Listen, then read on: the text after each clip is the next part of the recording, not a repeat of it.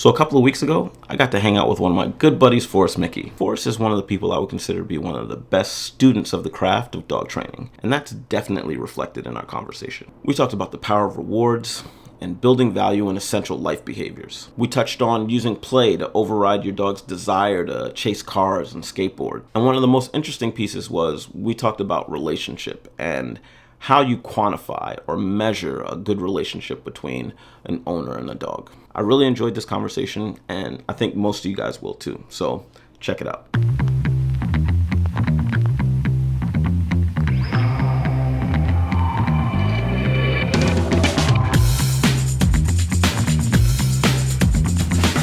we recording? Yeah, we're recording. Cheers, man. Cheers. Good to see you. Good to see you too. What are we both doing in the same spot? I don't know. That's strange, right? Yeah. So, I came down for a seminar. Yep. You quasi live here. So here we are. We're in Santa Rosa, California, my home Yep. away from home. Yep. You took in a seminar this weekend with Jacob from Yorkshire. Yep. You know. Really good information. Yeah, I thought so too. Yeah. I'm down here to train my dogs with my friends. Joey's here. Those are my dogs barking. What's up, Joey? Over there. I've got a 2.5-year-old dog aimed at Mondia ring. That's how we met. you Yeah. know. Yeah, I know. We're Welcome both back. decoys. Yeah. Thank you. I left, but Yeah. I almost wasn't really ever in it, but I want to be really in it this time. That's good. And I know more what that takes. Like there's really good examples of successful people around. You've been doing it in a real way more than I have over the last 15 years, but there's really good examples for me right now of successful clubs and how dedicated you have to be to do it. I had that for 2 years when I first moved out to California. We had a really tight-knit group that was going for it. Patty Phillips, who owns this property, was one of those people. Yeah. And then my life started moving in a little bit of a different direction. And also, I didn't know enough to lead a group of people in Mondia Ring. So there was limitations there. And so people had to go outside the group to get information and the work that they needed. And there's no problem with that, except that they never came back. Maybe that was the problem. Yeah, maybe that was a problem. Yeah, Maybe. yeah. I can see how that would be problematic. Yeah. So I'm like, I guess I gotta go somewhere now. Like nobody's coming around. Yeah, but there was a couple of fun years, and also we were operating kind of in a real way, meeting regularly. Yeah. So once you get a taste for or an awareness for what it really takes, like then to know how much of your life you have to dedicate to it to do it in a real way, it's like an all or nothing thing. Yeah. And I couldn't do it all, and so then I couldn't do it in an all way. Yeah, if you look at it beyond just a hobby, right? Yeah. Yeah.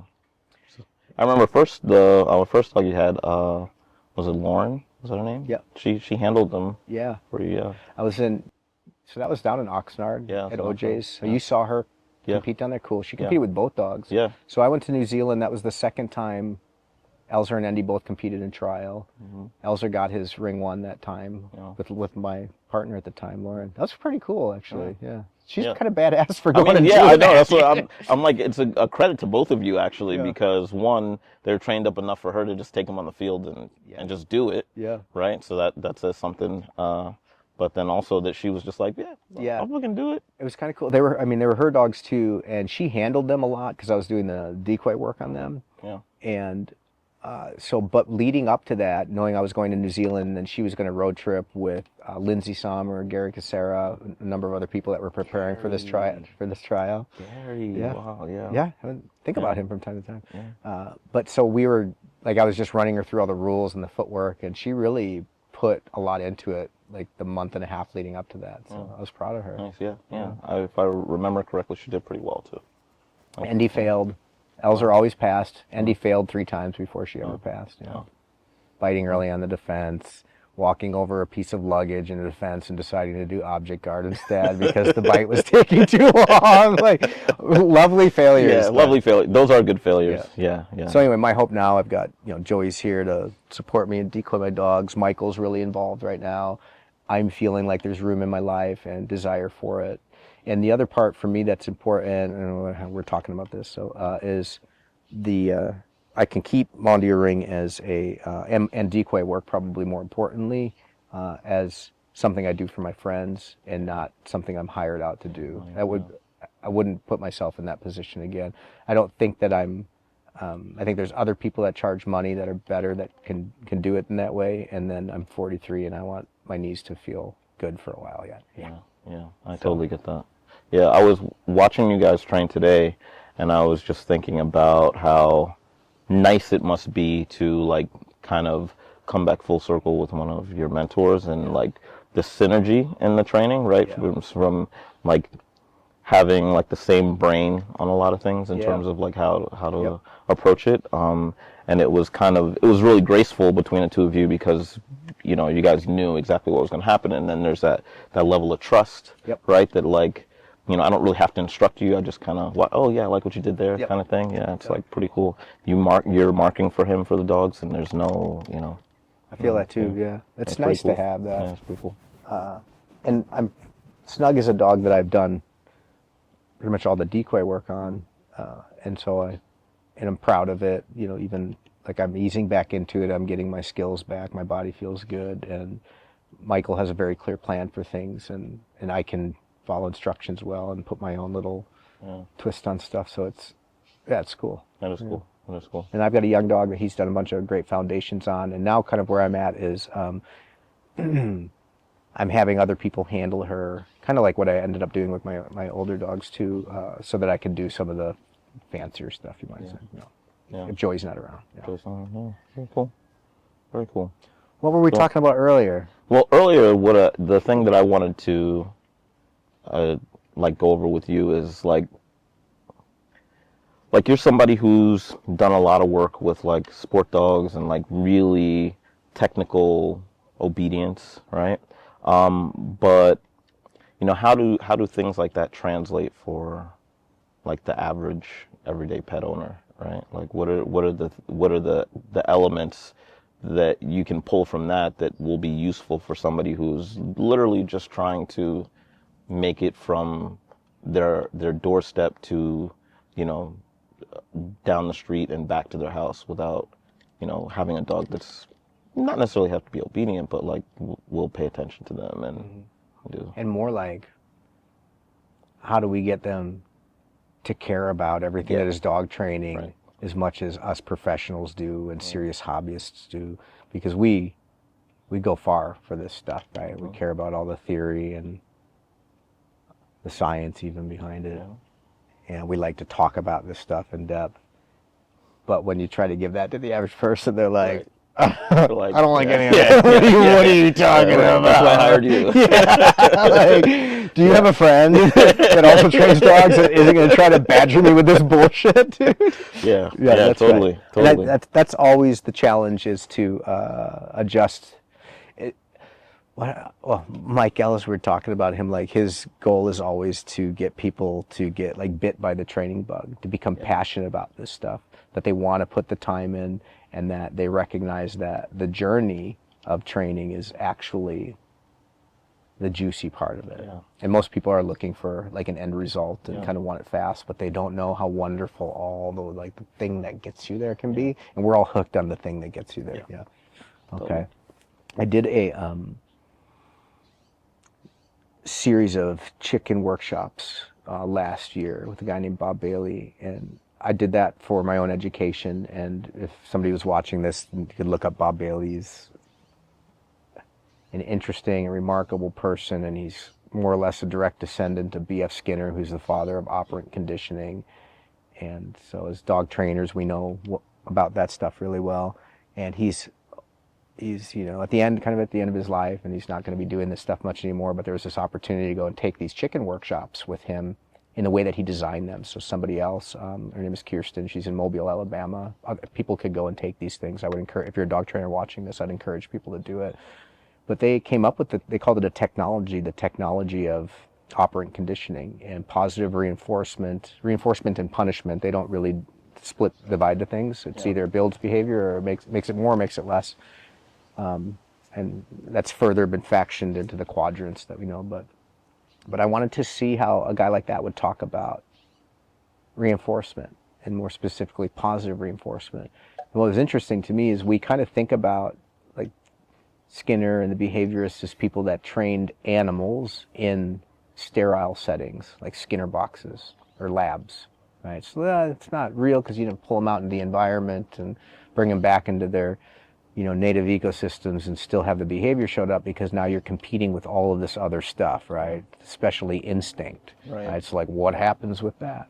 But the truth is that Bob Bailey, let's start with the Brelands, Marion and Keller Breland, who were students of Skinner, left that, and they took animal training into the field. And they designed a clicker, which was first called a cricket, right? The mechanical, a marker that is, it's well recognized, a clicker is a marker.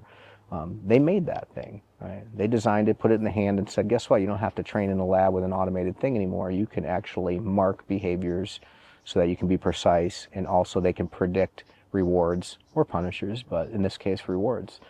And that was a huge, technological shift. We all use that now. Yeah, to this day, right? And that's even one thing that sometimes when you're talking to the average person, like, marker, I don't understand, marker. So even getting them to understand that. But what I do think the average person, no matter who you are, should be, is interested in rewards, in the power of rewards. And what we would say is the power of positive reinforcement, which gets shit trained. And because the world is full of concurrent reinforcement, all sorts of activities and experiences that your dog, an animal, can be drawn in the environment, if they bump into certain things, is going to find them really fun and appealing. And if they get to go out and experience that a lot, they're going to be even more drawn into it. Yeah. And if we weren't interested with our own dogs and creating experiences with us that were satisfying and that touched on those same good feelings in the dog, then we're always going to be fighting that stuff. And we will have to fight or contend with it anyway at some point. But if we never do anything to build some value back here, it's going to be a harder fight. It's going to be more work. And we're going to have less options. And what ends up happening is you just compel or browbeat your dog, or just say, knock a bunch of shit off. And by the way, I'm not giving you anything else to look forward to back here. And so developing rewards and harnessing meaningful reward interactions with our dogs, your pet dog, whatever it is, your rescue dog, finding a way to develop something between you that's meaningful, that you can tell they like, and you rehearse it, and you trade behaviors for it eventually. Hey, you could sit and have this fun thing we do. You could down and have this fun thing. You could show me attention in an environment that has tons of competing stimuli that you could be drawn to, but you also know I have something fun for you to do. It kind of captures their imagination if you do your work right. And you can beat that stuff a lot. You can beat the environment, which can cause us so many problems. And so being interested, I think many people are, but being interested in developing rewards, and then to even take it a step further, maybe being interested in developing some mechanical skills and even some further knowledge of the economics of reinforcement. And what do you mean by the economics? Not all rewards are the same. Some rewards are better than others. Some behaviors are expensive, right? Animal has to exert a lot of energy, put a lot of thought into it. Just physically, it's demanding. And what magnitude of reward do you have to apply to that behavior so that it maintains itself over time? And so a common thing when I start, like if I'm working with I have a friend that's not a dog trainer, he's like, hey, I got my dog out here, and he really is interested in the environment and not on me. One of the first, you probably do the same thing. Joey's over here, he trains dogs, he probably does the same thing, but one of the first things I'm interested in is if they're leveraging food and training. Like, well, tell me a little bit about what's going on. Well, I wake up in the morning, I let him outside to poop and pee, and then I feed him a big breakfast, and then I take him on a walk. Hey, there's one clue here. Let's just change one thing, which is, let him go out and do his business, and then take him back in, put his breakfast in a bait bag, and walk outside and give him his breakfast on a walk. that simple thing Yeah. changes so much. Totally. Can change so much. Yeah. Often changes so much. And I think maybe that information is out now. Maybe people know it, but not enough. For the average person, yeah. I Yeah, don't know. I'm maybe not not so sure enough. the average person, yeah. Yep. Yeah, for sure. And some behaviors are cheap. Looking at my face. Yeah. Give you a piece of food for it. Sits. Yeah, give you a piece of food for it, right? Sits You don't need a handful. Yeah. You don't need the beef that I've cut up. That's just for the recall. And a recall might be a cheap behavior for the dog to give you. It doesn't take much because if you're in your backyard and you're in an environment that's boring, but there's not much going on. There's not much stuff calling to them. Yeah. Right? And so a recall, you could have a really successful recall for a couple pieces of food in your backyard. But if you go to the park with the squirrels in the tree and the rabbits running around, or all the stimuli that can exist in a place that could draw that dog in, and you're asking for a recall for the same expectation, a couple pieces of kibble, that's where your training might fail. And that's behavior economics. Yeah. That's understanding that you have to match, like what you're asking, you have to meet it with the appropriate level of reinforcement, appropriate level of reward.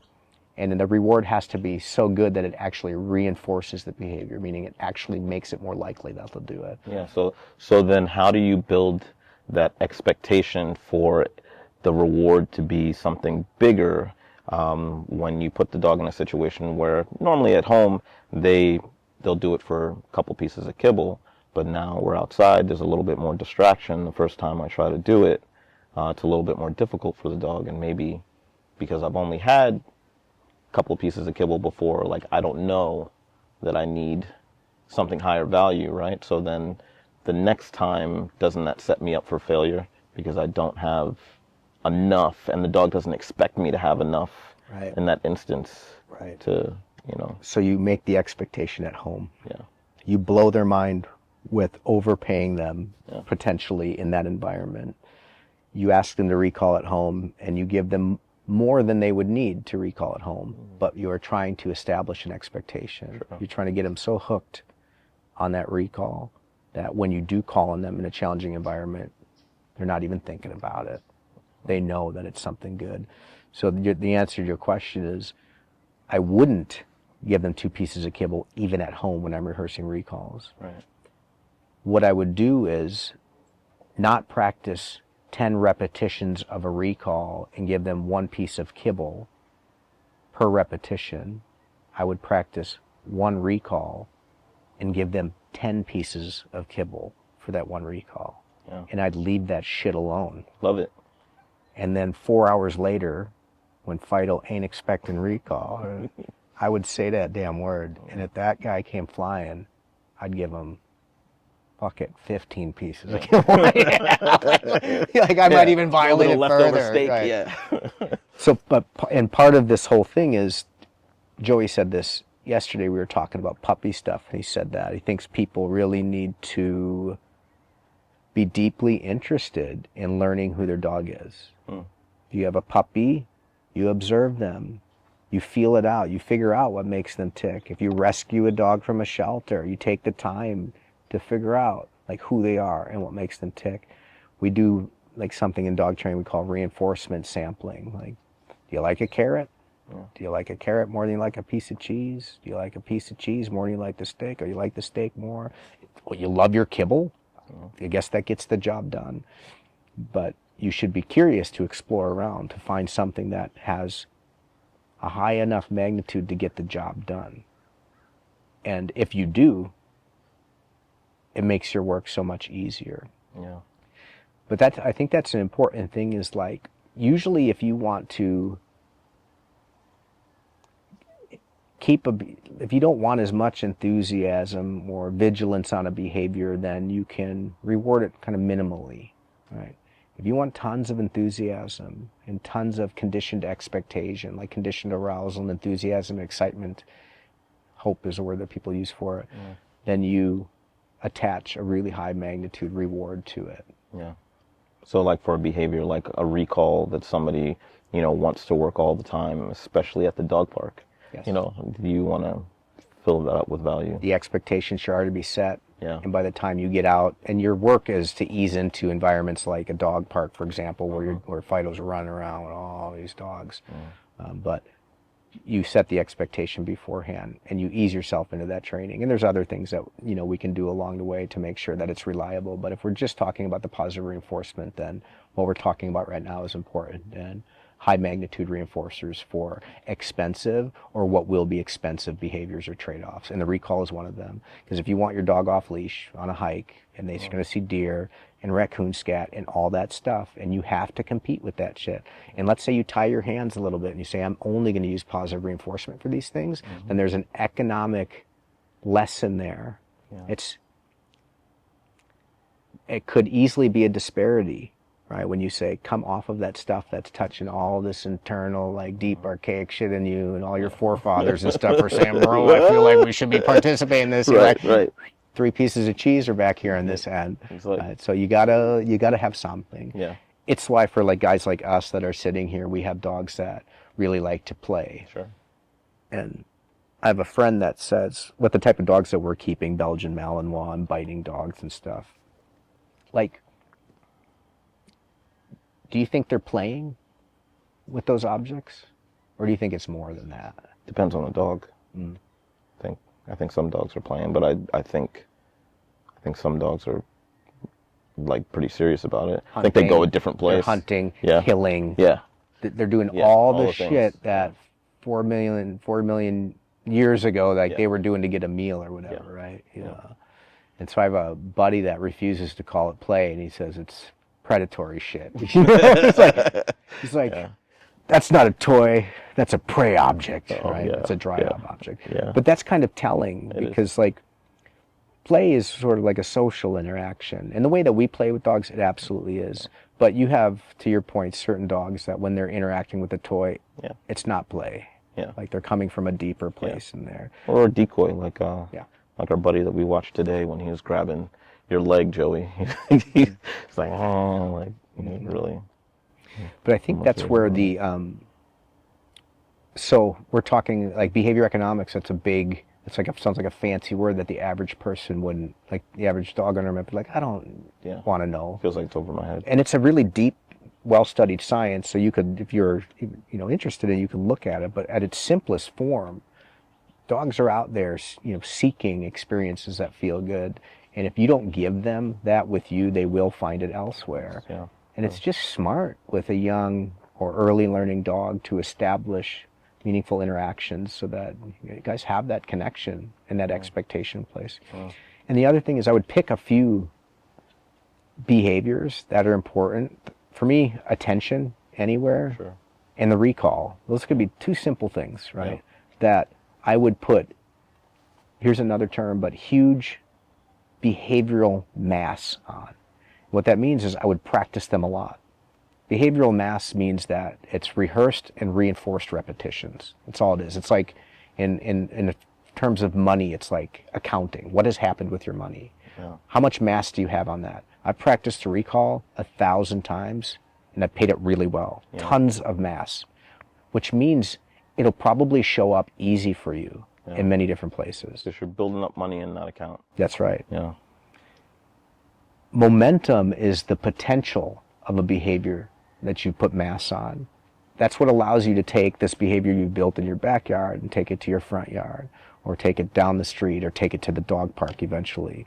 So they're kind of closely related, but momentum is kind of like finance. What will you do with your money? Where is it going?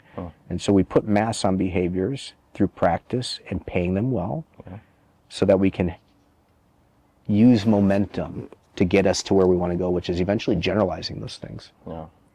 And here's one last, like, kind of, lofty, not lofty, but a term that, like, I learned this through the chicken workshops and hanging out with behaviorists, was the matching law.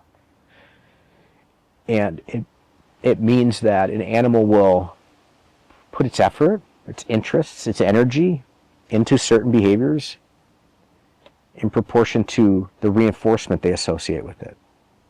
Right? So it's like, oh, I've practiced recall a ton, and I've gotten paid really well. Yeah. I'm going to do that a lot. Yeah.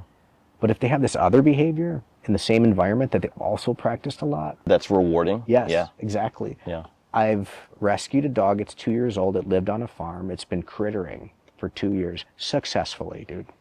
Right? And so, and like, Imagine the magnitude of that. Like you have a real like hunty dog, like a prey dog, prey junkie, and it's out on a farm just eating chickens and killing shit and like doing it all day long and loving it. It's like touching everything. Like the magnitude of that reward is astronomical, right? Yeah, for sure. And like the farmer gets fed up and puts him in a shelter, and like somehow I choose that dog. You know what I mean? I'm like, that one looks good, right? Does he get along with cats? Dude. Yeah. Just cut him loose and find out. Yeah. I think he's okay with cats. Yeah. And by the way, like my other gig is selling like a dozen eggs for $5 in a corner store. So I got chickens everywhere, right? And I want to integrate this dog into my little 3-acre like plot of land. Yeah. And maybe I don't even know that, or maybe I do know that. But the point is that dog's got a history of rehearsing a behavior like that, could be a nuisance behavior, with strong reinforcement attached to it. Yeah. Maybe unmatchable reinforcement attached to it. And I get them and I go, I'm going to start training this dog. Yeah. And one of the things I need is time to amass repetitions with reinforcement on them so that I could eventually come into this situation where, and I do that away from chickens, right? Away from the farm smells and all the stimuli that say, dude, you're about to do the shit you've been doing for the last 2 years, right? Yeah. And so away from that, I amass experience and reinforcement on a recall, for example, because I hope one day I can bring my recall work into the farm. And now we're facing something called the matching law. Because yes, he's got rehearsal on recalling, and I've tried my best to put reinforcement on that that could potentially compete with that which he gets from doing this other thing.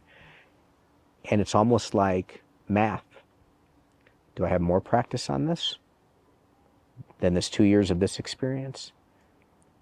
And if the reward that he got for doing recalls with me was hedonically comparable to that which he got hunting rodents, then if I have more repetitions of recall, then I might stand a chance of extinguishing that and getting my recall stronger. But if I'm in a disparity, like I can't find any way to put enough feel-good reinforcement on this, it doesn't matter the repetitions, it matters what you expect. And if you expect something here, I've done my best to make it, that's not as good as what you get from here, I'm always going to lose that battle. Yeah. And for us, that's generally when we punishment. We go down negative reinforcement training protocols and add punishment to things. Yeah.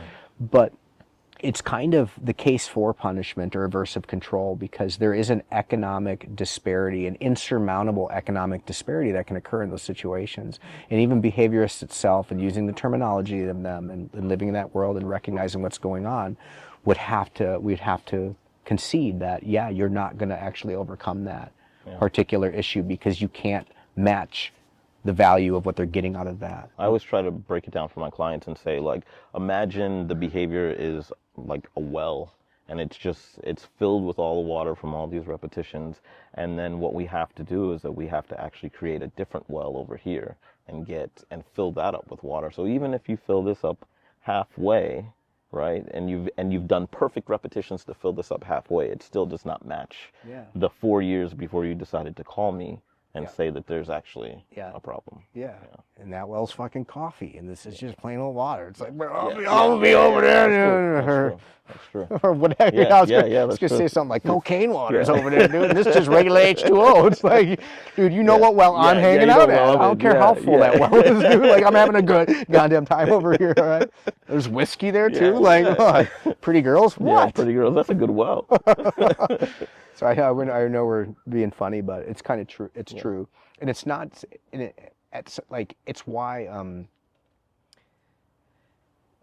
you have like crittering issues or dogs that are out and they're like interested in their environment and they're trying to obtain access to things, and they're kind of rehearsing like chasing stuff. Like a car goes by, a skate goes by, they like the movement.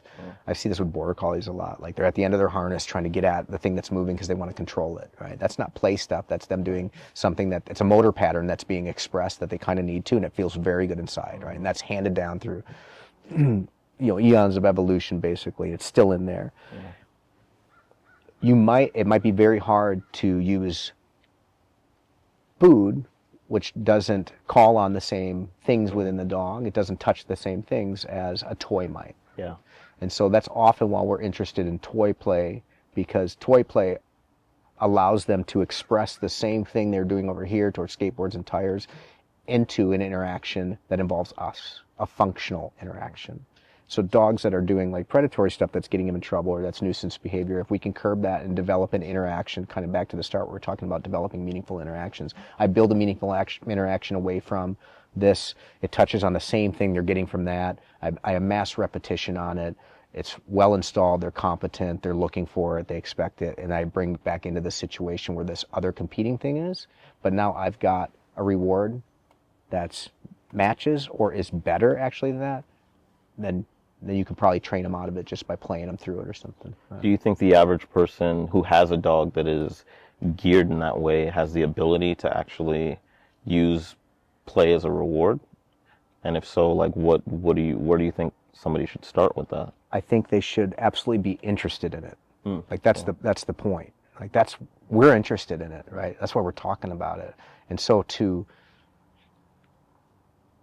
I would never say like, no, they can't do it. Anybody can do it. If I can do it, if you can do it, if Joey can do it, anybody can do it. We see people all the time that come in with dogs like this, and we show them like, this is worth doing, and they're like, I like this shit. Yeah. And if you give it to them conceptually, they'll dig in. They'll be like, dude, that's a cool concept. Like, you're telling me like, my dog way back used to be a wild animal and do this shit to get a meal, and that's still in there, and I can like kind of get them to feel that way about toys.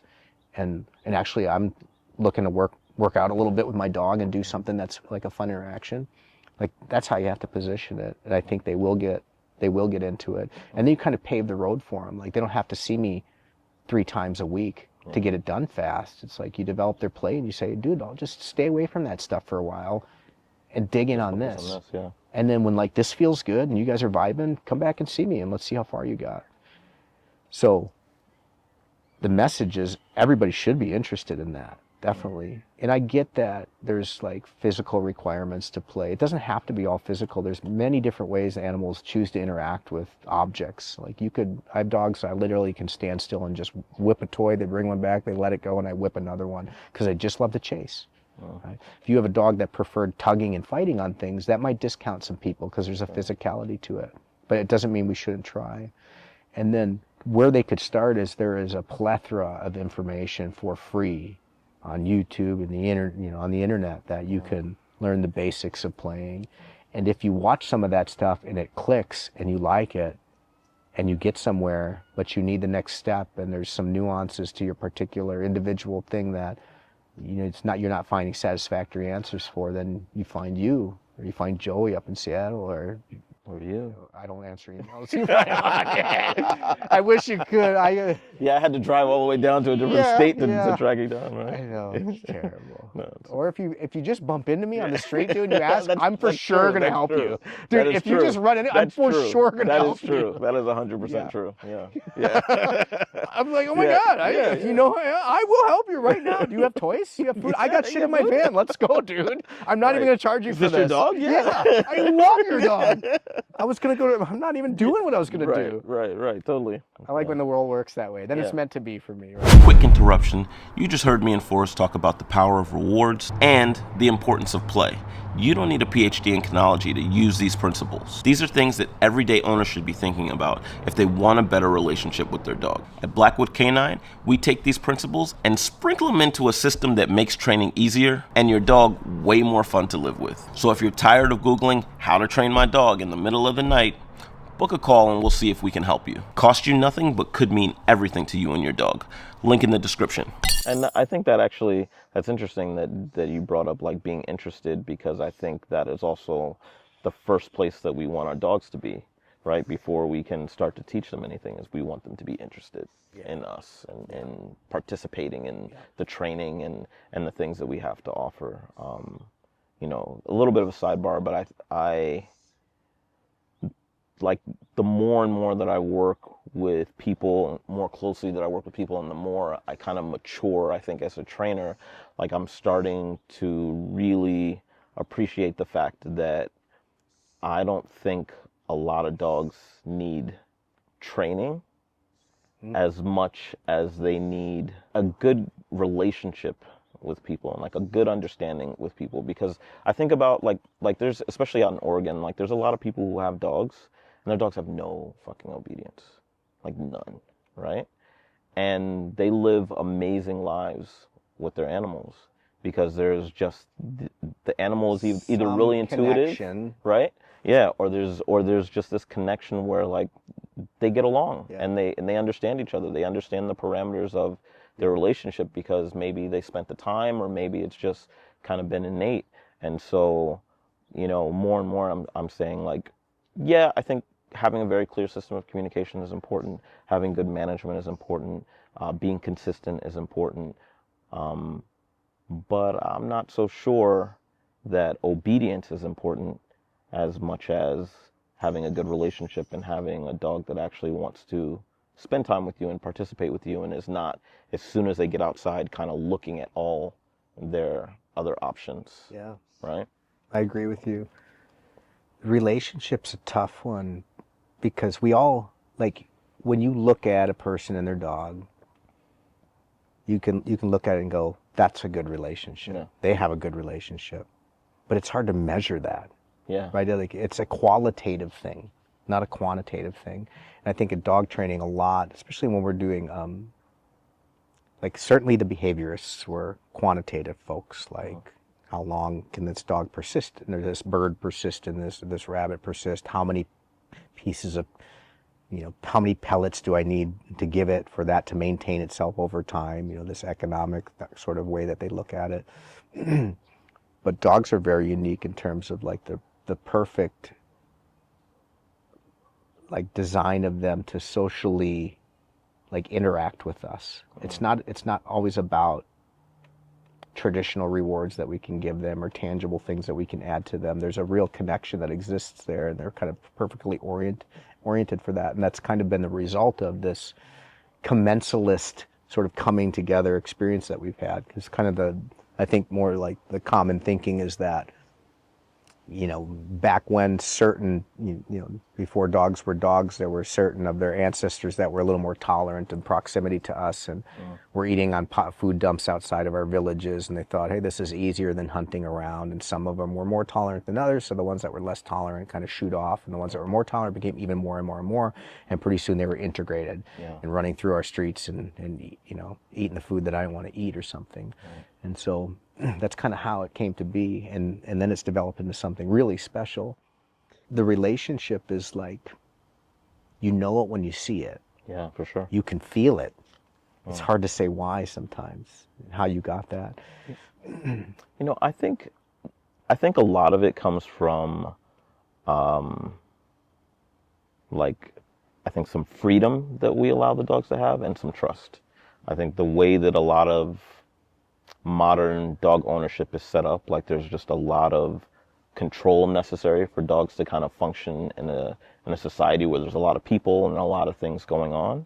But when you kind of, if you spend the time and you actually give the dog the freedom and you can start to trust the dog to do what you expect it to do, not because you've asked it to do it, but just because like the habits that you guys have developed together, I think you typically end up with that relationship, right, where it's a little bit more connected, because it's like, hey, like I do what I do and you do what you do, and there's not any there's not as much like stifling, like, hey, like, you know, you have to do this or you have to do that, or you can't do this, you can't do that, you know. And then the thing is like, how do we try to recreate that for the average person, you know, and is it through teaching behaviors or is it through teaching relationship, right? Through teaching behaviors, you know, that's one way to be as build part of your relationship. Yeah. And maybe what can come of that is you develop some mechanical skills and you kind of like that part of it, teaching things and saying, I'm going to build this kind of complex behavior, and learning to have an eye for criteria and learning about markers and learning how to feed in a certain way that supports it. And that's like a mechanical kind of approach to doing something. But there's more going on there. There's connection, and you're learning your dog and you're doing something positive together. And maybe that's the positive affective relationship. But just quality time spent, You know, like even just spending time together doing something neat. It doesn't have to be led with food or with toys. It could be just, we know we're doing something neat together. We are migrating together. That's the shit we've been doing for a long time together. Like that means something. And I think that it's just pouring in to the animal. Like you just pour yourself into them. They feel that. Like you look at them and you go, fucking, you're cool, dude. I'm glad you're in my life, bro. Like shit's better with you in it. Isn't that how all They relationships feel that. work? Yeah. Yeah, for sure. For sure. Very cool. But yeah, I've often, like over the years, people like, I've gotten that compliment from a lot of people, like, over the years with my old dog Elzer, like, dude, I just love the relationship. And he did a bunch of fancy stuff, but it was way more than that. Like, one thing that just cemented me to that dog eternally was he got sick when he was young, and he ended up, it was kind of bad sick. He ended up at UC Davis, and I was lucky I lived in California, so he could be up there, you know, and because he needed dialysis on his kidney. Oh, shit. And so he's up there for 16 days, and I was working at the school, and every day after work I would drive to UC Davis and see him. And he'd come out, and he had 2 plugs in him. One was for the dialysis, and one was a feeding tube. And he'd come out, and he was just so happy to see me, like, bro, every day, you know, and he'd just light up. And then because his kidneys, you know, weren't functioning at the time, then he would get sicker with the toxins, and then when they dialyze him, then that day he'd be really perky. But I just remember him coming out of the other side, you know, he survived that. But we went through some shit together. Yeah. That was kind of it. Like, I was really, like, so attached to the guy, bonded so deeply, and he was going through some stuff, and I showed up every day for him in that capacity, and we made it through on the other side, and like I felt like the dog would die for me, and I probably would do the same for him. You know, I surely emptied out all my life savings to save the dude. Like, it wasn't a lot, but it fucking got the job done. Worth every goddamn penny though. But dude, like, the depth of connection I felt with the dude, it wasn't because we played together or I did food training with him. It was because I would lay down everything I had for him. And there's something to that. Yeah. It would be hard, like, if you would, you know, you'd ask like a robot about that, or a behaviorist maybe. This almost sounds like I'm calling behaviors robots. Or that, and speaking like not giving them credit for like recognizing animals have emotions and that they're driven by these things and that they can experience and appreciate like what we're talking about, which is emotions and connections. Because I think that we think a lot of times in the consequences of things, and so maybe me showing up provided safety, you know, to Els, or reassurance in some way. But I think that dog knew that his homie was there for him, right, to humanize it a little bit. How did that change you? Like, how did that change the way that you want to live with dogs? Or did it? It didn't. I think it showed me what I was capable of, for sure. I was easily capable of, you know, emptying a savings account to save, you know, a dog, because he was more than that. I mean, it was my homie. I was capable of cooking him meals for 6 months in a crock pot, dude. Like, I'm gonna be that guy, bro. Like, what do I need to feed? Oh, I gotta make your own shit. And every 2 days, and he ate a lot of food, right? But he was on a low protein diet because his kidneys were recuperating. And so, like, for 6 months straight, I was making him food in a crock pot, and I loved it. This is for you, dude. You know, I don't have children. You're a father, and so you know what it's like to. Greatest act of love is acts of service, like. Yeah. And so that was revealed to me. I have always had that in my life. I have family that I'm close with. I have friends. I've always been like I believe, a generous person in spirit and in means if I have it. But I saw the lengths I was willing to go to for an animal that needed me, and that made me feel good. About myself. But I always felt like, you know, I got into dogs because, not for the stuff that I'm doing now. Which is, you know, I put a suit on and I fight dogs, and I love that. And the spirit that I have for it is, I want the dog to win. You know, like, that's why I'm a good training, like a decent training decoy, and I wasn't a very good trial decoy. Well, maybe that's not true, right? I had some nasty trial, didn't I? Remember that one in Oxnard? Yeah, I do. Yeah, your boy fucked some dogs up. Yeah. They didn't like seeing Forrest walk on the field, dude. Remember all the problems I had in escort? Yeah. But a stick attack? No. Not so much. Yeah, like, every time a judge gave me a stick attack, I'm like, you jerk, like full points to the dog, you know? But if I could be aloof and quick on my feet, then I was better. But I got in, to dogs for just that whole, a boy and their dog thing. Like I was with a best friend on vacation in South Padre Island, Texas. I was, 18. And I'd grown up with dogs, but I didn't have one at the time. And I was about to go to boot camp. And after boot camp, I was going to college. So I had this little plan laid out for me. And I'm on the beach and I see this dude running on the beach, got his shirt off. Because I want to run on the beach with my shirt off. Yeah, that wasn't the appeal. Yeah, jacked. Yeah.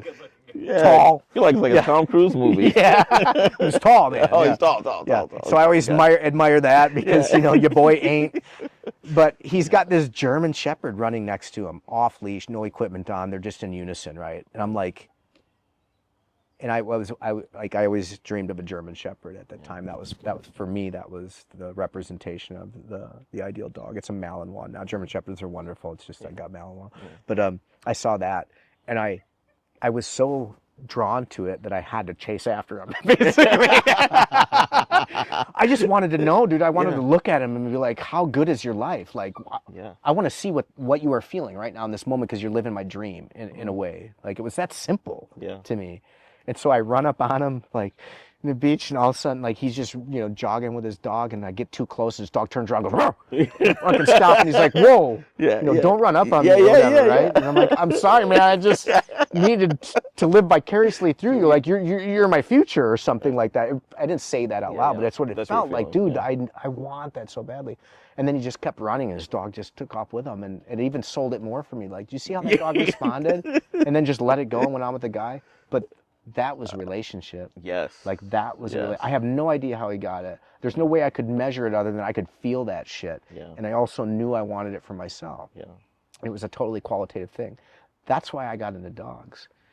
And I was, while training dogs on the side in college, and I developed a business myself. I went to a school to learn more about it, and however long later, here I am still doing it in a capacity. But you and I are sitting here talking on these cameras right now.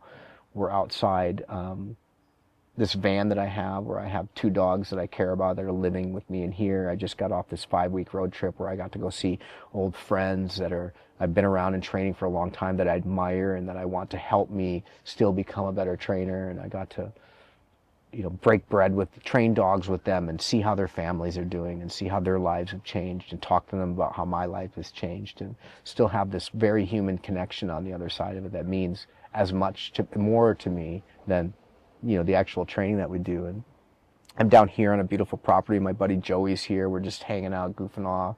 My guy David's here. We're finally talking on, cameras for stuff, but it's a really beautiful world that's like, there's full of endless curiosity, but at the heart of it, for me, and I know for Joey, that's why I think we mesh so well, and for Michael over there, and I think for you too, is like, they're a wonderful animal. Yeah. And if I lost my legs and couldn't decoy or something, I'd fucking still have dogs, dude. Like, to make this experience on this earth better. What do you think people don't get about that? Like, what do you think is the piece that people take for granted as it pertains to dogs and like having that kind of relationship with a dog? I've said this quote a few times over the last couple of days. It's a book that I'm reading by Donald McKeag called Eminent Dogs, Dangerous Men. And there's a point where the author is talking about his dog Pip and the mistakes that he made with him. And he said, because of me, Pip will never be truly beautiful. And I regret that. And it's kind of a sad quote, but it hit me because I've experienced that with dogs, where like I haven't recognized their full potential. I didn't see everything that they were and do everything I could to help them actualize themselves. Yeah. So it's something like that. Yeah. Our friend, we were at dinner last night, Mike Ellis said it even better. He's like, the tragedy in that is people don't know what they have. Yeah. And so I understand people get dogs for different reasons. You want to get something so your kids can learn responsibility, or you had one when you were a kid and you think it will add value. You know, there's a nostalgic reason for it. And all that's, you know, fine, but you know, we get dogs because we love to interact with them. Yeah. And we interact with them at the highest levels, do some crazy shit, but they're still our mates. They sleep in a bed with us, they cruise around, and you know, we do a lot for them, dude, and we get to do cool shit for them. Yeah. But, so I think maybe, you know, not everybody has to get the way that we're all doing it, right? That calls to a certain person, and we also make a living off of it. But when I see the average person out there jogging with their dog, throwing frisbee, like, and taking it as anywhere they can in life, like, they get it. They get it the same way we get it. Yeah. Yeah. Like, they're our people. I agree. And so if, you know, if somebody's tying them out and leaving them there and throwing them water once in a while, and like, they don't get it. That's not our people. And, you know, to each their own, but there's a real capacity for us to do life in a beautiful way. And it's not for everybody, but it's for a lot of people. It seems to be for. For sure. Yeah, I agree. That would be you know, when you asked to sit down and talk about, one of the themes was just, are there things that we know and care about that are important to us in our training that don't land well with the average person? And I think for me, the mission has just been for people to consider the power of reinforcement more, and particularly positive reinforcement. Yeah. And so we've talked about that, and I think maybe the last thing that we could say on it is, I understand one of the reservations. I still run into this. I had some people here today. They got a border collie from Jordan, and it's a wonderful dog. And they were in Europe for 3 months, and so after the dog was 8 weeks old and would normally go off to its home, she kept it on longer and gave it a good start. And she had you know, sent them a video about training and was using food, and they just had never used food in training with the dog. And so it was an opportunity for her to talk about why she was doing it. But they were like maybe an older generation, and had border collies before, and just had never leveraged traditional rewards like that for training. They had kind of what they talk, and I don't know what the relationships like there or whatever, but so a chance for her to educate them a little bit and get them interested. And when they came here to pick him up today, I got to talk to him a little bit more about like some of the things that we're talking about now, which is even the economics of the situation and how it can help. And you could see that they really got that. Like starting to, they kind of appreciate it. Like, oh, I can feel that, Yeah. you know, on behalf of the dog. But one of the contentions is, and I think that we run into with people, is that, can the dog do it without? You know, like, is the behavior then contingent on me smelling like a hot dog, or always having the signals that I'm going to reward, a ball in sight, or the bait bag here? And we know through, like, you know, we walk out on fields to compete with dogs doing really kind of intense things naked, you know, without all those things in place. And so we do know through how sophisticated training's got, and especially protocols for fading rewards, fading the obvious signs of reward, fading the dependency on rewards, extending the amount of time that a dog can exist in behavior without rewards or punishers, increasing the intensity with which a dog is able to perform a behavior for duration without rewards, without punishers. That information is out there. And so if that was, like, if somebody was watching that and that was a contention on their part, I guess just, you know, as a professional trainer that's been doing this a long time, and with 2 other professional trainers that are successfully going out and having dogs that do that, the information is out there and you can find it. And one of, maybe, like, I could say, like, a first step to doing it is, one of the things that we want a dog to learn at a very young age is to learn that they can produce the reward themselves. And so I start with puppies with, you know, obvious sign that I'm holding food in my hands. Hey, I'm outside, there's things going on, but basically my hands are a bowl with food in it. I have your attention. And I'll reward them for just being interested in me there. But after a few sessions, especially if I'm telling them that training's available and I go out to the same location, maybe that location, they go, well, every time we come out here, you train. So that helps, right? But I could also take it a step further and say, hey, we're training. I know what that means. And maybe I'm no longer holding my hands like a food bowl, but they're just by my side. But I'm clever and I have food in my back pocket. And they look at me, and maybe I ask them to do one cheap behavior, sit, and they sit. And I go, yay. Yeah. And then I pull it out. Yeah. And they're still reinforced for it. And the lesson to them is, I don't need all the signs of that shit. You can make it happen. Right.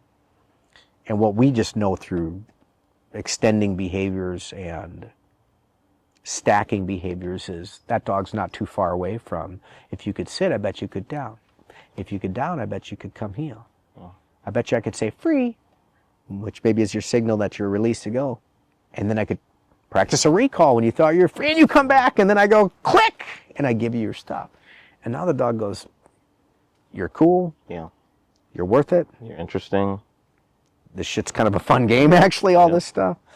And so we still you probably run into that contention because you're training a lot of dogs, interacting with a lot of people. Do you think there's a way for the average person to do that? I mean, working a 9 to 5, you got 2 kids, you got other responsibilities that potentially feel more important, and then, at the end of the day, then you have the dog, right? I think it's a little bit different for us because dogs are what we do. Just kind of the same way, like you look at like a fitness trainer or whatever, right? Like a personal trainer. Like fitness is their life, so they have a lot of time to do these things, and it's thoughtless for them, right? Yep. And so like the things that would be difficult for the average person, like we don't even consider as something like, oh, like you're feeding your dog out of a bowl, your puppy out of a bowl, like why would you do that initially? Like, so there's things that I think people could do, but what do you think are some like what's the low-hanging fruit for the average person to kind of jump into some of that, other than being interested, right? Because 2 intentional 5-minute sessions a day, where your dog is hungry, and you're willing to feed him for looking at you, following you around, considering you, create some salience, and don't be afraid to leverage, food for it. If you're gonna, most people that have a dog walk it. It's a perfect place to train a dog. If you're not dealing with some, some deeper behavioral issues, but have them hungry, put their food rations in a Ziploc bag and put it in your damn pocket, or invest a little money in a climbing sack or a voila pouch or whatever. But that is totally doable. I feel like, I think if you couldn't carve out a little bit of that time, I'd kind of wonder what you were doing. This is not to sound like I'm disconnected from the average person's plight or whatever, but I think you can ask somebody to carve out 10 minutes a day in the morning or in the evening or something and get out and do that. So at the very least, and dude, it could be in your kitchen, it could be in your living room, but carve it out. And for me, that seems easy enough. We all have clients that have way busy lives and that take that seriously, and they go, hey, that's making a difference. So. Especially when people see the difference. Like, I think, like if you overcomplicate it and it takes a good amount of time for people to actually see any sort of change, right? Like it can be really difficult. And I think a lot of times, I also think that's part of the reason why a lot of like board and trains can work really well for people, because they don't have to actually do that. Jumpstart a lot of this stuff. Yeah, and they don't really have to see that, so they can kind of just step into the role and kind of do it, which is kind of full circle. So like even like we were talking about with Lauren stepping on the field with your dogs, like she was able to kind of step into that role based off of some things that you had already taught the dog. And True. And it wasn't necessarily a heavy lift. Yep. I just wanted to say that I've appreciated your friendship over the years, especially in the last year and a half. It's meant a lot to me that you check in on me and stuff. Of course. I always admired you as just a man moving through this world and with the stuff that you've endured and building a family and a business, and you've always been an above board guy and a supporter of me. So I love you, buddy. Thanks, brother. I love you too. All right. Where are the drugs? If you guys are looking for Forrest, you can find him on his website, forrestmicke.com. You can find him on IG, Forrest Micke, on YouTube, under Chronology. And if you want to see him in person, he's going to be doing a seminar with Stuart Hilliard in Ohio in mid-December. Everything else, he's got a bunch of tutorials and videos on his website, so go check him out and you will not be disappointed.